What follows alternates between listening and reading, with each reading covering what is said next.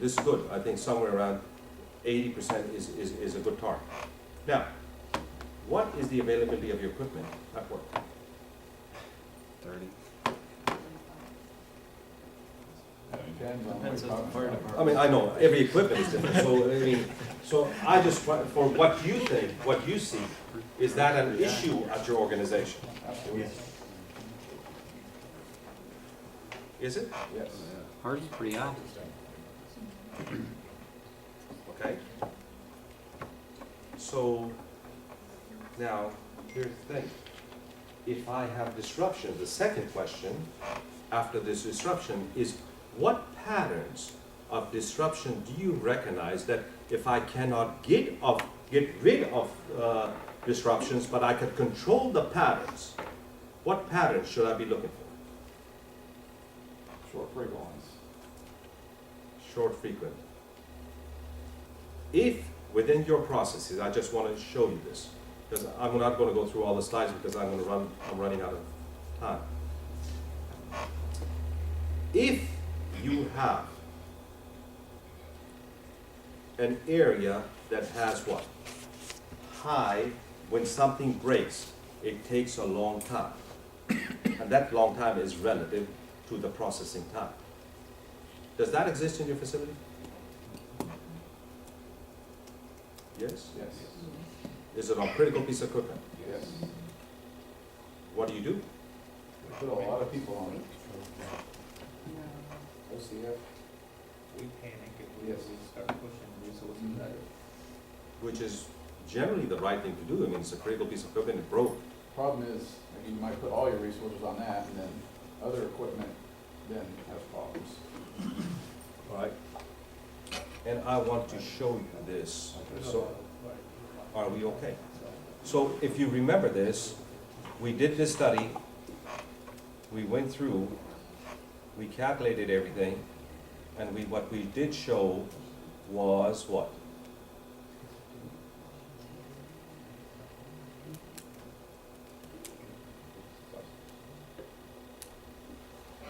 That long disruptions are not good.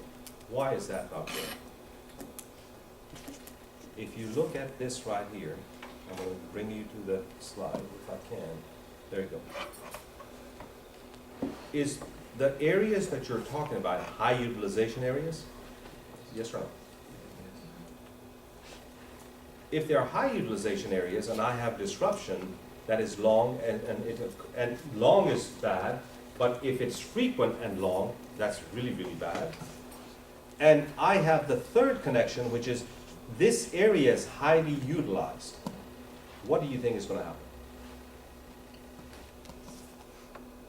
What do you think is going to happen? You got a mess. If you have a low utilization area, those are areas you don't have to really worry about at this moment. If I have a lot of problems, I focus on my high utilization areas, not on my low utilization areas. Are we okay? Do you see that you do not have to be dependent upon anybody to tell you how to think through this, because I showed you what you already knew about flow. Is that correct? I showed you what you already knew about variation. I'm showing you what you already knew about disruptions. And these are connected explicitly to the kind of things that they're talking in chapter 6. They say size of a buffer. Well, you know about size of buffers. If you're talking about flows, you know a lot more about flows than just there's a flow. Are we okay with this? So you have something. Now, the reason I wanted to finish this up quickly was the following. It says, and I'm kind of misusing what the book said. It said that all of this information that I presented to you that you already know and you're going to connect to systems is something that would lead you to the wrong decision.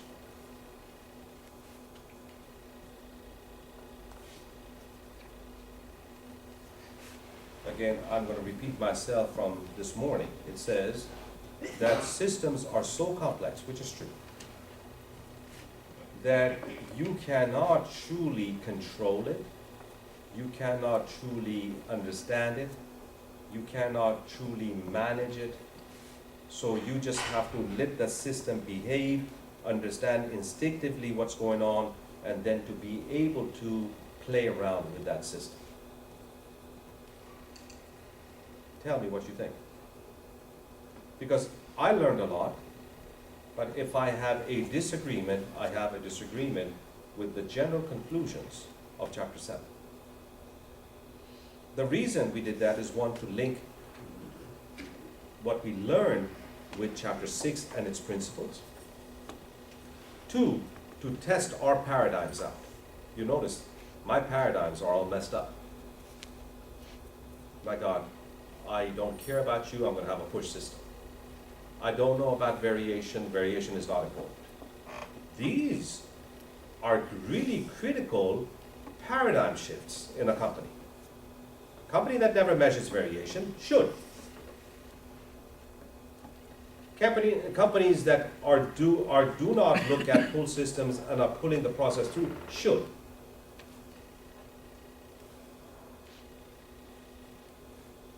What do you think? Systems are manageable or not? Because here's what I was thinking. That we're spending 2 years of our time wasted. Are they manageable or not? Are they not manageable?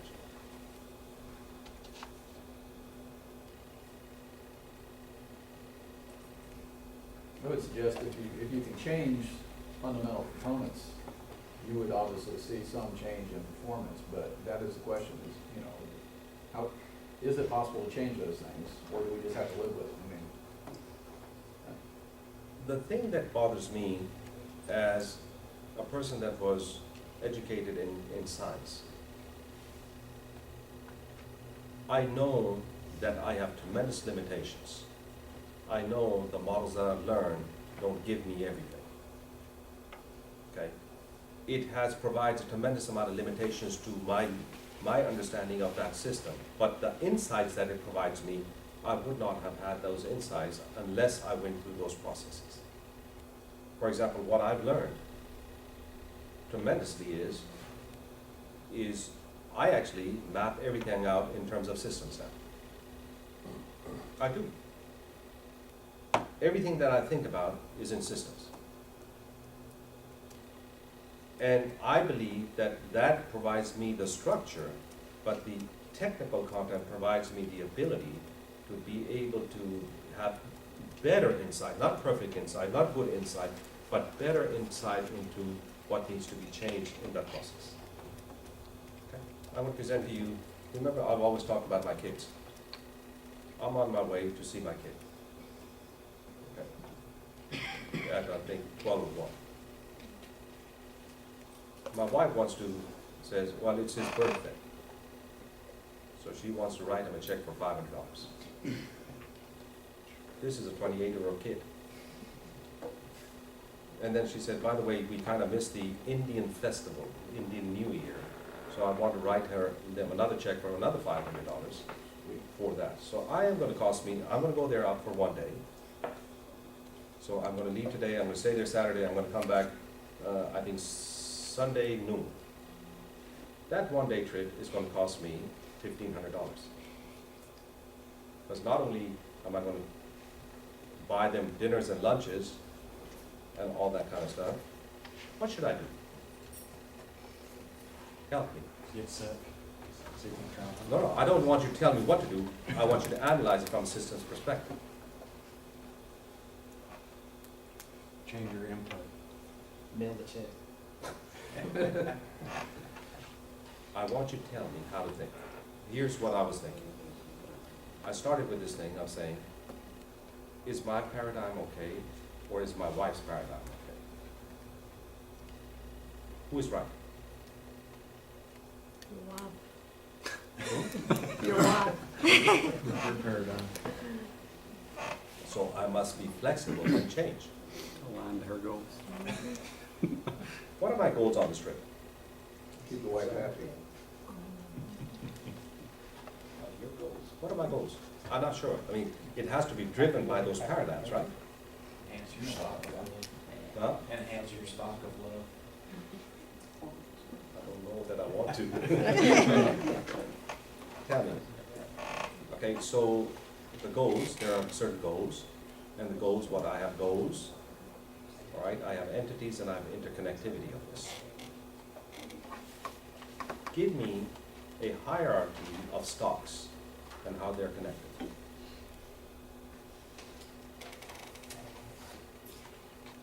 So obviously, the stock of your bank account's important, because you have to be able to afford it. Okay? I'm assuming I can afford it because I have no control on my accounts, However, that's stock and it's important. all right? Connect this for me. Put it into the form of stocks that are interconnected, that allows me to understand what I'm doing on my trip. Your son, Wife's love of your son. your love of your wife. Connected. So I am creating happiness for the family. That happiness is connected to two stocks. Son and. My wife's happiness and my son's happiness. My wife's happiness is connected to a couple of other stocks. Bank account. My son's is connected to the other stocks. Now, this, the reason, it's not about the story of my kids. You notice that the simplest things can be converted into a systems perspective, and now I want you to tell me how much control I have over this. It's not whether I have control or not. I want you to look at that stocks. I want you to look at the loops around those stocks and tell me which of those loops I control, which can be fixed, which are not fixed, which are moving slowly, which cannot be moved slowly. Tell me what to do.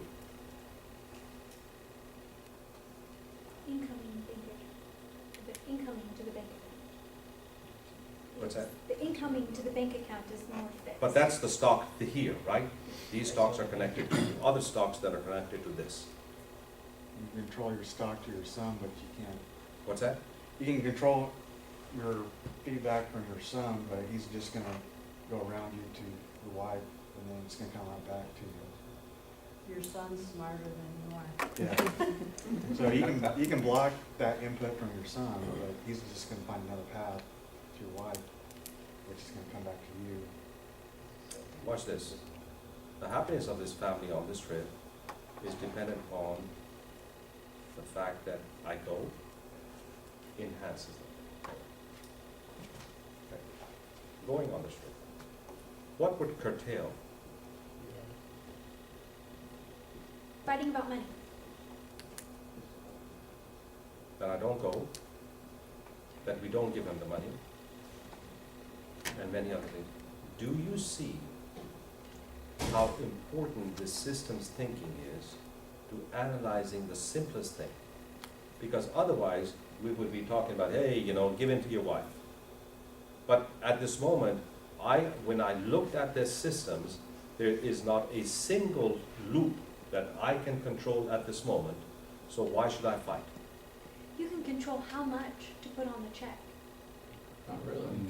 I think his only choice is to choose how to respond. What's that? Your only choice is to choose how you respond. That is it. You see, I have analyzed this trip. I understand what the stocks are, where the values are. I looked at the loops that increase or decrease it, right? And I understand to some extent, I do not control a single, some cannot be controlled. Some are fixed. Amount of money coming into the account is fixed. Okay?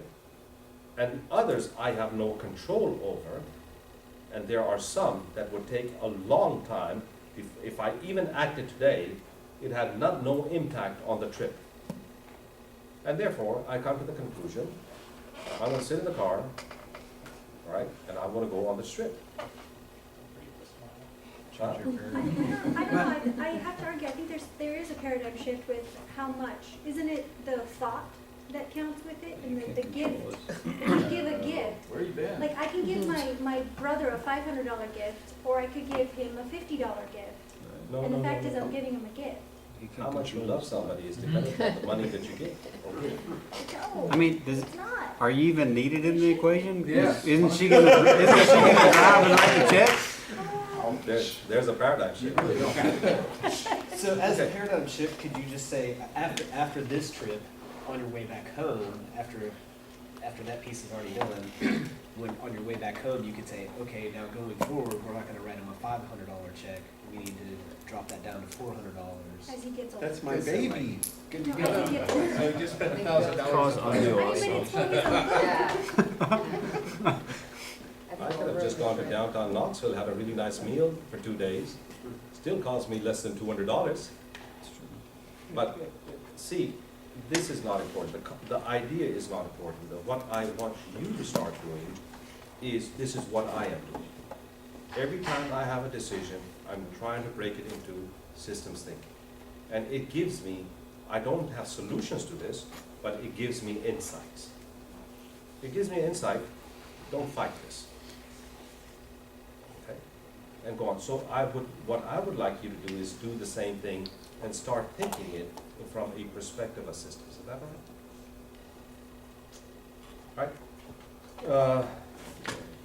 Dr. Cook is going to come up here, but I think we always have a break.